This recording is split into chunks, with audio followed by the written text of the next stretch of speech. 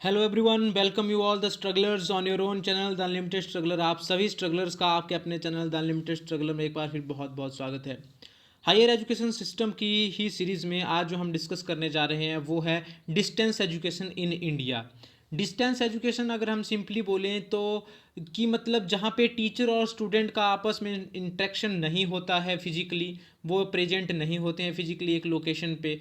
Student अपनी location पे होता है और टीचर अपनी लोकेशन पे होता है, और वहाँ से जो है स्टूडेंट को डिफरेंट एड्स की हेल्प से जो है वो एजुकेशन प्रोवाइड करवाई जाती है। उसमें डिफरेंट मेथडोलॉजी यूज़ की जाती है, वो हम डिस्कस करेंगे।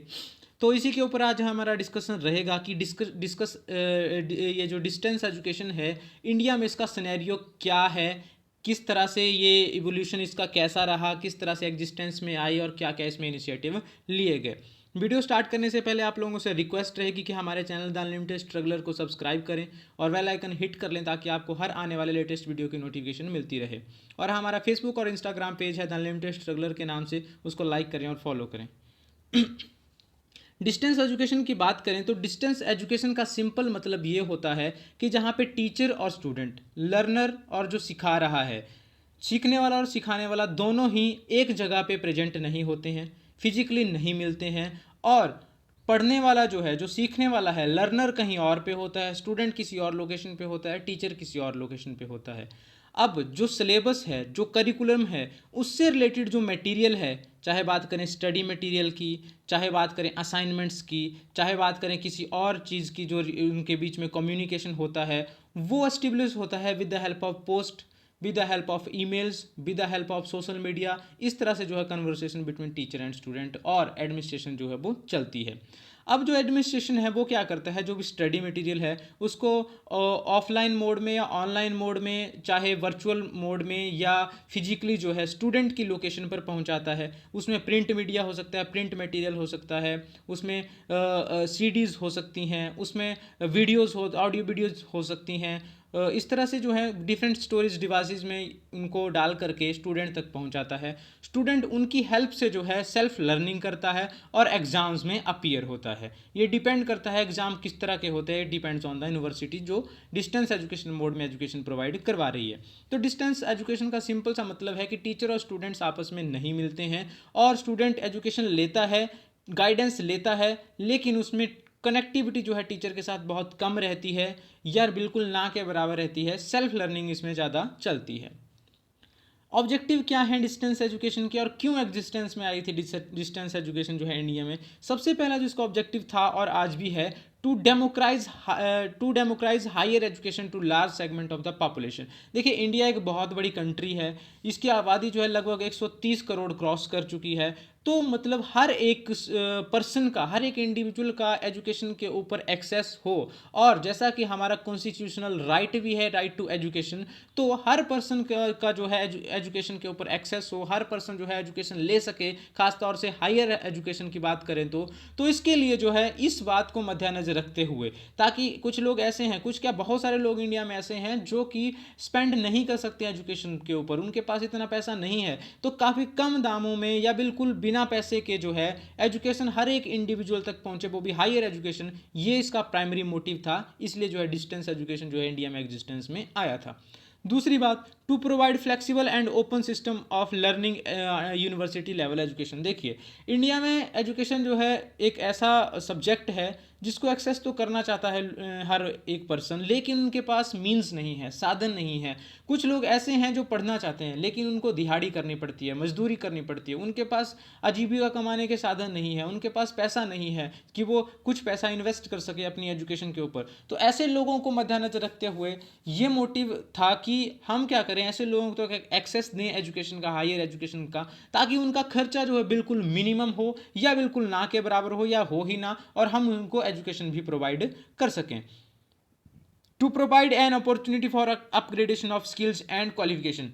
डिस्टेंस एजुकेशन की हेल्प से डिफरेंट कोर्सेज, चाहे बात करें बिहेवियरल साइंसेज की या टेक्निकल कोर्सेज की, ये प्रोवाइड करवाने लगी जब यूनिवर्सिटीज़, तो इससे क्या हुआ, लोग अपने स्किल्स एनहांस करने लगे, उनके स्किल्स में था जो एनहांसमेंट होने लगी, बहुत कुछ सीखने लगे और उन अपने सीखे गए स्किल को जो है वो अप्लाई करने लगे अपनी वर्क्स में, अपनी फंक्शनैलिटी में, अपने काम में, और इस तरह से जो है उनके एजुकेशन और स्किल जो है, क्वालिफिकेशन जो है, दोनों में इंक्रीमेंट हुआ। तो इसका एक मोटिव ये भी था और ये भी है कि लोगों के, इंडिविजुअल्स के जो स्किल्स हैं उनको एनहांस करना, ताकि वो हायर एजुकेशन उन चीज़ों को सीखें जो हायर एजुकेशन सिस्टम में सिखाई जाती हैं। To update the knowledge or acquire knowledge in a new area for every individual। हर एक पर्सन जो भी शिक्षा ग्रहण करना चाहता है वो नॉलेज ले सके और कुछ नई चीज़ें सीख सकें अपनी फील्ड से रिलेटेड या डिफरेंट फील्ड से रिलेटेड। ये एक मोटिव था हायर एजुकेशन सिस्टम का कि हम क्या करें, डिस्टेंस मोड में जो हैं वो एजुकेशन प्रोवाइड कराए ताकि हर एक पर्सन जो है नॉलेज गेन कर सके। देखिए, type of institutions providing distance education, कौन कौन से इंस्टीट्यूशन हैं इंडिया में जो डिस्टेंस एजुकेशन प्रोवाइड करवाते हैं। हालांकि अब तो ऐसा है कि हर एक यूनिवर्सिटी, हर एक मैं कहना चाहूँगा कॉलेज में डिस्टेंस एजुकेशन का मोड अवेलेबल है। यूनिवर्सिटी के नॉर्म्स के हिसाब से यूनिवर्सिटीज ये फिक्स करती है कहाँ कहाँ डिस्टेंस एजुकेशन के सेंटर्स होंगे, कौन कौन कॉलेज जो है या यूनिवर्सिटी जो है वो करवा सकती है। ये सारी गाइडलाइन जो है यूजीसी की और डैक की और यूनिवर्सिटीज़ की आपसी कोऑर्डिनेशंस में चलती हैं। तो जैसे हम बात करें कि कौन कौन सी यूनिवर्सिटी जनरली प्रोवाइड करवाती हैं डिस्टेंस एजुकेशन, एक नेशनल ओपन यूनिवर्सिटीज़ हैं जैसे इग्नू है, इग्नू सारे कोर्सेज अपने डिस्टेंस एजुकेशन में करवाती है। और स्टेट ओपन यूनिवर्सिटीज़ हैं, जैसे बात करें बहुत सारी स्टेट्स में ऐसे ओपन यूनिवर्सिटीज़ हैं जो एजुकेशन प्रोवाइड कराते हैं। और इसके अलावा भी स्टेट यूनिवर्सिटीज़ हैं जो जिनका अपना एक डिस्टेंस एजुकेशन का अलग से एक डिपार्टमेंट होता है। Distance education institution of national importance, जो नेशनल इंपॉर्टेंस में जब हमने बात की थी कि आईआईटीज़ आईआईएम्स आते हैं, वो भी डिस्टेंस एजुकेशन में कुछ एक कोर्सेज करवाते हैं स्टूडेंट्स को। सेंट्रल यूनिवर्सिटीज़ हैं, स्टेट यूनिवर्सिटीज़ हैं, जैसे हिमाचल प्रदेश यूनिवर्सिटी का अपना एक इक्डोल सेंटर है, international centre for distance education and learning, open learning. तो वहाँ से बहुत सारे डिसिप्लिन्स में बहुत सारे लोग जो हैं वो एजुकेशन लेते हैं। फिर डीम्ड यूनिवर्सिटीज़ हैं, प्राइवेट यूनिवर्सिटीज़ हैं, बहुत सारे ऐसे एजुकेशनल इंस्टीट्यूशंस हैं जो डिस्टेंस एजुकेशन में जो हैं वो एजुकेशन प्रोवाइड करवाते हैं लोगों को। इसके अलावा professional associations, government institutions, private institutions सारे जो हैं वो डिस्टेंस एजुकेशन मोड में भी एजुकेशन प्रोवाइड करवाते हैं और फुल टाइम एजुकेशन में भी एजुकेशन प्रोवाइड करवाते हैं। अच्छा, अब बात आती है historical development in distance education in India. यहाँ से क्वेश्चन बनने के चांसेस रहते हैं इस टॉपिक से पेपर 1 में। कहाँ कहाँ से रहते हैं मैं बताऊँगा आपको। देखिए, अगर हम हिस्टोरिकल डेवलपमेंट की बात करें कि इंडिया में डिस्टेंस एजुकेशन की डेवलपमेंट कैसे हुई, कैसे एग्जिस्टेंस में आया, तो सबसे पहले मैं बात करूंगा कि जो कोठारी कमेटी बनी थी डॉक्टर DS कोठारी की चेयरमैनशिप के अंडर, जो एक्सपर्ट कमेटी बनी थी 1960s में, उसने रिकमेंड किया था कि कॉरेस्पॉन्डेंस कोर्सेज चलाए जाने चाहिए इंडिया में ताकि हर एक पर्सन जो है वो एक्सेस ले सके एजुकेशन का। उसके बाद दिल्ली यूनिवर्सिटी ने क्या किया कि उन्होंने ये इनिशिएटिव लिया कि सबसे पहले हम स्टार्ट करेंगे, हम एक बार ट्रायल करके देखते हैं कैसा रिजल्ट्स आते हैं। तो 1962 में दिल्ली यूनिवर्सिटी ने school of correspondence courses and continuing education जो है वो स्टार्ट किया। इसके बाद जो है अच्छे रिजल्ट्स आए और भी बहुत सारी यूनिवर्सिटीज़ ने जो है वो इनिशिएटिव लिया और बहुत सारे कोर्सेज चलाए डिफरेंट यूनिवर्सिटीज़ ने, डिफरेंट कॉलेजेस ने। फिर गवर्नमेंट ने क्या किया, OUS ओपन यूनिवर्सिटी सिस्टम जो है 1980s में इंट्रोड्यूस किया, जिसका ऑब्जेक्टिव था कि सबको जो है डेमोक्राइज में सबको अपॉर्चुनिटी मिलनी चाहिए कि वो हाई लेवल की एजुकेशन, हायर एजुकेशन जो है वो ले सके। इंडिया की पॉपुलेशन बहुत ज़्यादा है और सब लोग अफोर्ड नहीं कर पाते हैं कि वो फुल टाइम एजुकेशन लें या उनके पास इतना पैसा नहीं होता है। तो 1980s में OUS आया, ओपन यूनिवर्सिटी सिस्टम, जिसके अंडर जो है ये कोशिश की गई कि सबको जो है एक्सेस दिया जाए डिस्टेंस एजुकेशन मोड में एजुकेशन का।